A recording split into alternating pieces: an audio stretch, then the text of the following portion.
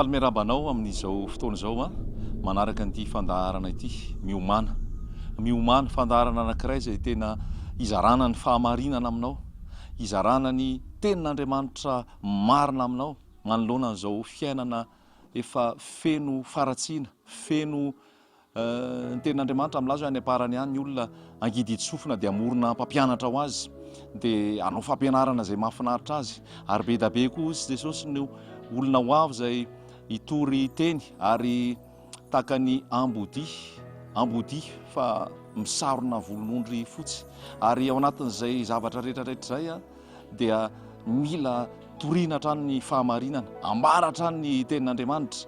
Dia izay no mahatonga anay mbola tery am-panahy amin'izao fotoana izao, hanambara anao ny tenin'Andriamanitra, ampiomana anao ny amin'ny fiverenan'i Jesosy, ampiomana anao ny amin'ny fiomanana amin'ny fiaonana amin'Andriamanitra. Tenin'Andriamanitra milaza hoe miomana iaona amin'Andriamanitra ao. Dia iraka izay solo tenan'i Kristy ilaza aminao hoe mihavana amin'Andriamanitra zany ianao ary ho tafavana amin'Andriamanitra. Raha tsy tafavana amin'Andriamanitra dia tsy afaka ahiditra an'izany fanjakan'ny lanitra izany. Raha isika ny tenin'Andriamanitra atao amin'ny Apokalipsy toko fahatelo, Apokalipsy toko fahatelo andininy fahaefatra ambin'ny folo. Ary soraty ho amin'ny anjelin'ny fiangonana any Laodikia, izao no lazainy ny amenina dia ilay vavolombelona mahatoky sy marina izay ny andohany izao zavatra noharian'Andriamanitra izao. Fantatro ny asanao fa tsy mangatsiaka na mafana ianao. Aleo mangatsiaka na ho mafana ianao. Fa satria matimaty ianao ka tsy mafana na mangatsiaka dia efa alon'ny vavaka ianao. Fa hoy ianao manan-karena sy efa niary fananana be aho ka tsy manan-java-mahory. Kanjo tsy fantatrao fa ianao no ilay ory sy mahantra sy malahelo sy jamba ary mitanjaka. Dia manoro hevitra anao aho hividy amiko volamena voadio tamin'ny afo mba hanan-karena ianao ary fitafiana fotsy ho tafianao mba tsy hisehon'ny enatrao noho ny fitanjahana ary ody maso ahosotrao ny masonao mba hahiratanao. Izay rehetra tiako no anariko sy faizako koa dia masotoa ianao ka mibeba. Indro efa mitsangana eo am-baravarana ka mandondona. Raha misy mihaino ny feoko ka mamono varavarana dia hiditra ao aminy aho ka hiara misakafo aminy ary izy amiko. Izay maharesy dia avelako hiara mipetraka amiko eo ambonin'ny seza fiandrianako dia tahaka ny nandreseko kosa sy niarahako nipetraka tamin'ny raiko eo ambonin'ny seza fiandrianany. Izay manatsofina aoka izy hiaino izay lazain'ny fanahy amin'ny fiangonana. Amen. Izay manatsofina aoka izy hiaino izay lazain'ny fanahy amin'ny fiangonana. Ny fanahy masina anie hikasika anao amin'izao fotoana izao, anokatra ny mason'ny fonao, alalanao ny tena fahamarinana marina, ny tenin'Andriamanitra marina, madio, ny fampianarana tsy misy kilema. Ny fanahy masina hanala izay kirana amin'ny masonao, hanala izay voaly ao aminao, manakana anao tsy ahitanao ny tavan'Andriamanitra, manakana anao tsy halalanao ny tenin'Andriamanitra. Amen. Ny fiangonana amin'izao fotoana no tiana asiana resaka. Milaza ny tenin'Andriamanitra eto amin'ny Laodikia, ny fiangonana Laodikia dia voalazany hoe fiangonana matimaty, fiangonana tsy nanana ny hafanana intsony, fiangonana tsy mangatsiaka, tsy mafana fa matimaty. Ary hoy ny tompo miresaka amin'ny fiangonana Laodikia hoe fantatro ny asanao, fantatro ny asanao. Ary izay Andriamanitra mahita ny zavatra rehetrarehetra. Andriamanitra tsy mijery ny zavatra ety ivelany fa mahita ny toepo sy mahita ny fomba fiainana ny tsirairay avy. Ary hoy ny ten'Andriamanitra ato hoe fantatro ny asanao fa tsy mangatsiaka na mafana ianao. Amin'izao fotoana izao ny fiangonana amin'ny ankapobeny tsy miteny akory hoe izy rehetrarehetra fa ny ankamaroan'ny fiangonana dia ao anatin'ny fatoriana, ao anatin'ny torimaso ara-panahy amin'izao fotoana izao, ao anatin'ny matimaty ara-panahy amin'izao fotoana izao. Ary zany zavatra zany no mahatonga anay hiteny ary hiteny anao mifo azy ianao izay matory ary mitsangana amin'ny maty dia hampazava anao Kristy. Amin'izao fotoana lasa atakalo, lasa zavatra ara-materialy, zavatra araka fihetsiketsehana sy fandaminana ny ao am-piangonana. Ary hoy ny ato amin'ny Laodikia hoe hoy ny fiangonana Laodikia dia milaza hoe manan-karena hozy izy, ary tsy manana zavatra mahory intsony. Nefa ny tompo miteny azy hoe enao no mahantra indrindra, enao no ory, enao no malahelo, enao no jamba, ary enao no mitanjaka. Eo anatrehan'ny tompo manahoana antsika tsirairay avy ao amin'ny fiangonana, ny fiangonana tsirairay avy. Tamin'ny andron'ny mpaminany, tamin'ny andron'ny Ezekela dia niala tao amin'ny tempolo ny fanamasina, niala tao amin'ny tempolo ny voninahitr'Andriamanitra, satria nisy fametavetana ny tempolo tao, nisy fanimbazimbana ny tempolo tao, nisy fahotana ny toetra tao, ary nisy fanompo-tsampy tao, nanakalozana n'Andriamanitra tamin'ny andriaman-kafa, Andriamanitra tsy izy. Lasa nisy fijangajangana ara-panahy tao, lasa nisy fivavahana tamin'ny mpaminany, tamin'ny Andriamanitra ny famokarana, Andriamanitra ny fambolena, Andriamanitra ny masoandro. Dia lasa nanadino n'Andriamanitra, dia nalahelo ny fanamasin'Andriamanitra, dia niala tao amin'ny tempolo ny fanamasin'Andriamanitra, ary tsy nisy tsony ny voninahitr'Andriamanitra.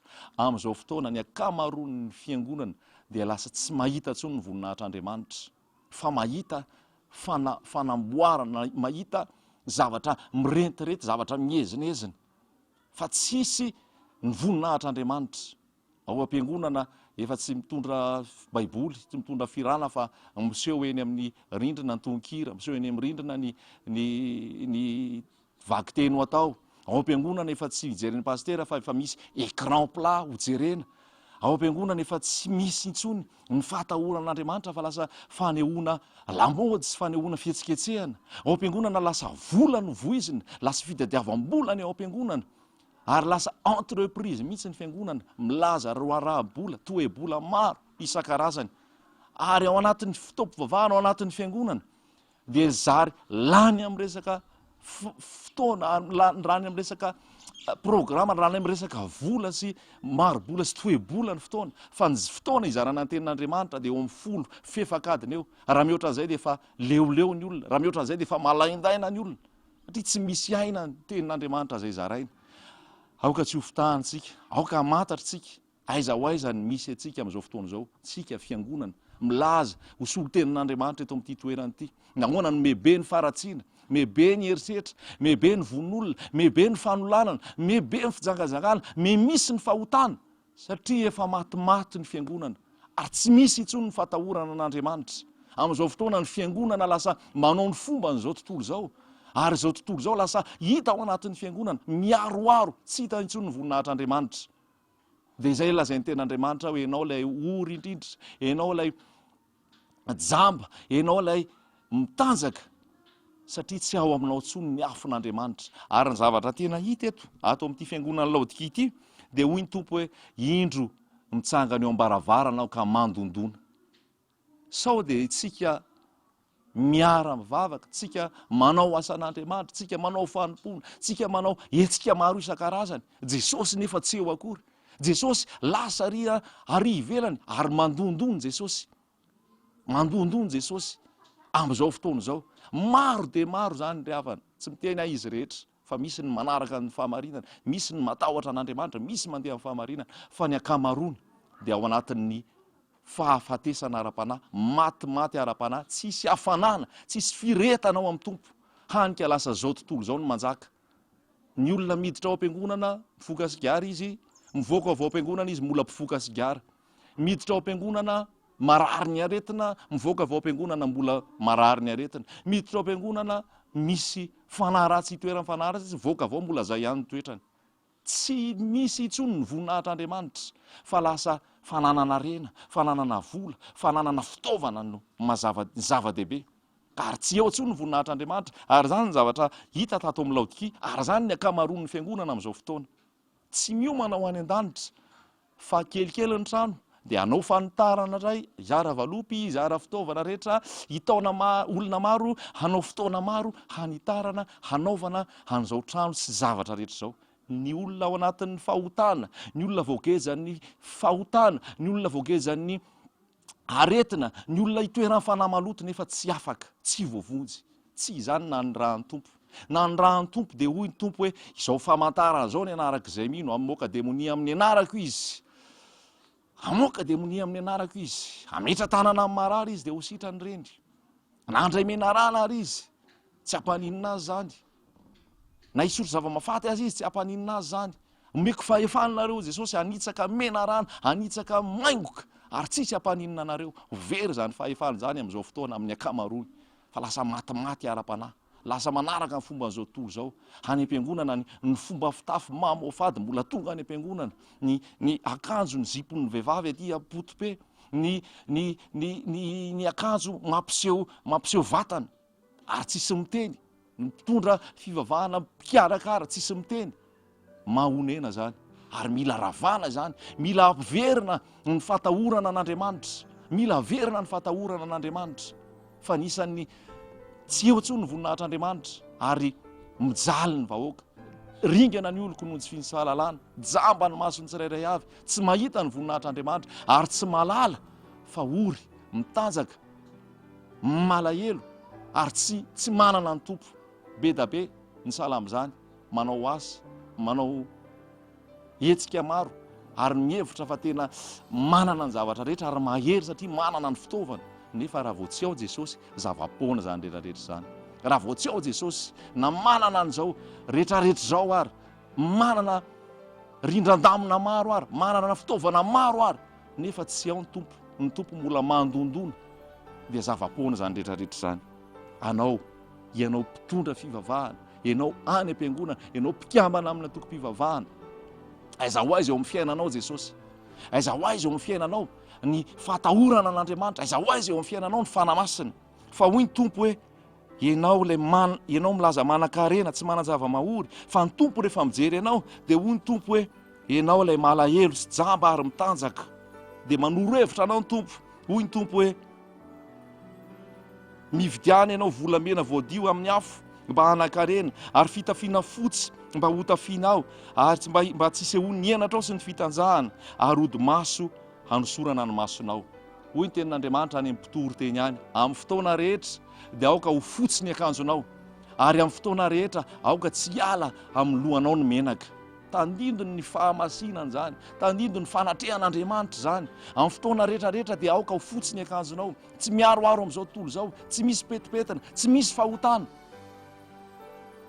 Amin'ny fotoana rehetra dia aoka hisy menaka hatrany lohanao, ny fanamasinao anatinao zany.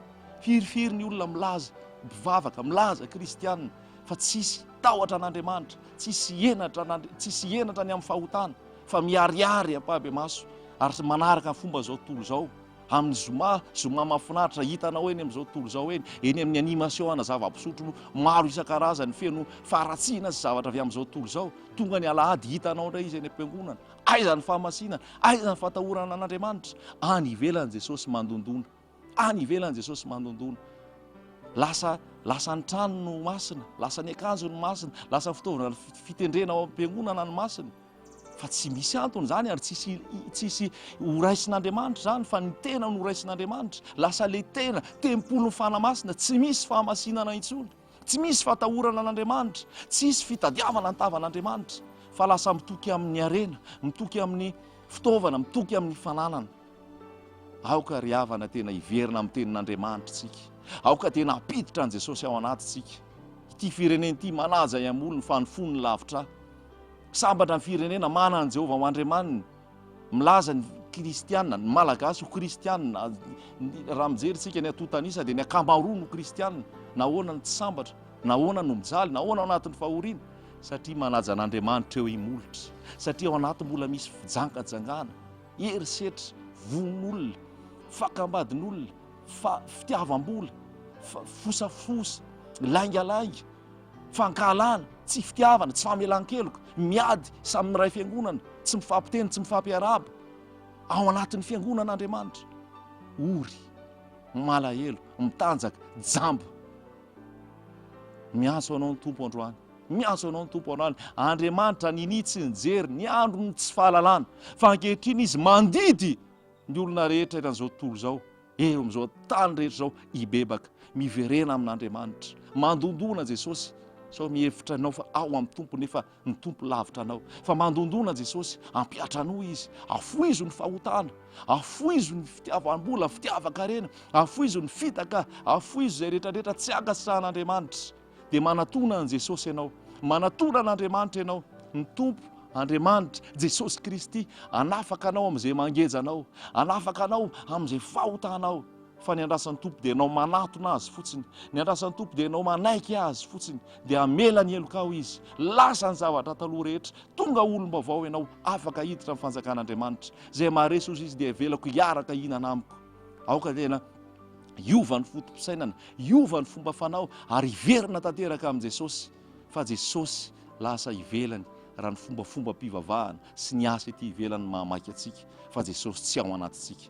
Ho anao manaraka an'izao fotoana izao, ho anao izay miandraikitra fiarahana mivavaka, aoka Jesosy no hibahana, aoka Jesosy no hakantoerana amin'ny mampanjaka sy tompony voninahitra azy. Dia ho hitanao ny herin'Andriamanitra, ho hitanao ny fanasitranana, fanafahana, fatahorana n'Andriamanitra, ary indrindra hiditra amin'ny fanjakan'Andriamanitra ianao amin'ny anaran'i Jesosy.